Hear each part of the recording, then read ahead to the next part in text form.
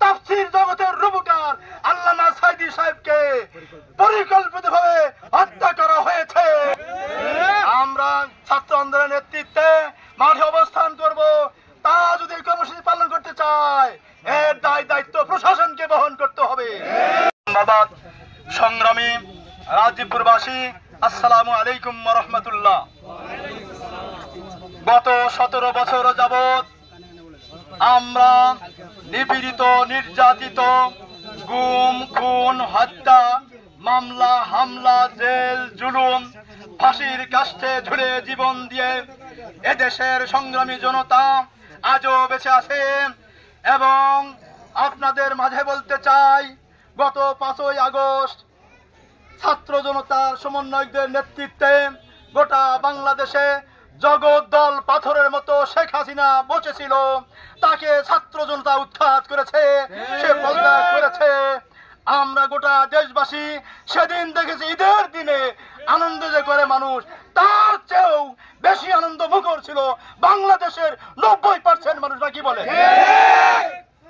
গত বছর এই দিনে 14ই আগস্ট দিবাগত রাত 8:40 বাংলাদেশ সহ গোটা বিশ্বের 50-এর অধিক যিনি বিয়ের দাওয়াত দিয়ে গেছিলেন, সেই মহান ব্যক্তিত্ব, সেই জনপ্রিয় মানুষটাকে তাফসীর জগতের রূপকার আল্লামা সাঈদী সাহেবকে পরিকল্পিতভাবে হত্যা করা হয়েছে। আমরা তার জন্য গভীর শোকাহত এবং তার খুনিদের জন্য আমরা ফাঁসি চাই। ভাইরা আমার, সারা দেশের সকল জনগণ স্বস্তির নিঃশ্বাস ফেলেছে। তারা মুক্ত। মানুষ যখন অতি গরমের কারণে একটি বাতাসে চলে যায়, তখন যখন তাদের আনন্দ লাগে, গোটা দেশের মানুষ ওই আনন্দ ভোগ করেছে। ভাইয়ের আমার, বলতে চাই, তোমার পিতার জনপ্রিয়তা ছিল আকাশচুম্বী। কারা সেই জনপ্রিয়তাকে দোষে দিয়েছেন? আপনারও। উনি বলেছিলেন তার যে দোষা ছিল, আপনারও সেই দোষা হয়েছিল।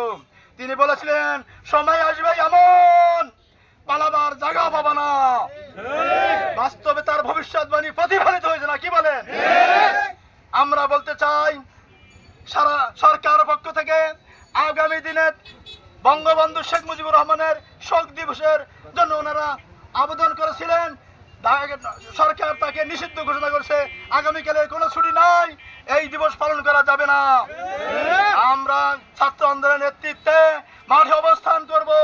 তা যদি কর্মসূচি পালন করতে চায় এর দায়িত্ব প্রশাসনকে বহন করতে হবে। প্রশাসনকে কঠিনভাবে বলতে চাই, আপনারা যে কোনো ভাবেই হোক এই কর্মসূচি হতে দিবেন না, এটাই অনুরোধ। নহলে আমরা এতে প্রতিহত করবো ইনশাআল্লাহ। আগামীকালে কোন সময় আমরা অবস্থান করব? সকাল 7টা থেকে আমরা এখানে আসবো ইনশাআল্লাহ। সকলেই আসবেন। রাজীবপুর আমাদের জন্য মানুষের ঢল নেমে যাবে ইনশাআল্লাহ।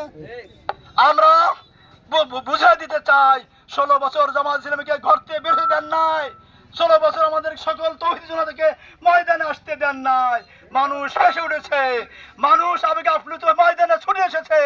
এই জনরোষ আপনারা কোনো ভাবে রোধ করতে পারবেন না ইনশাআল্লাহ।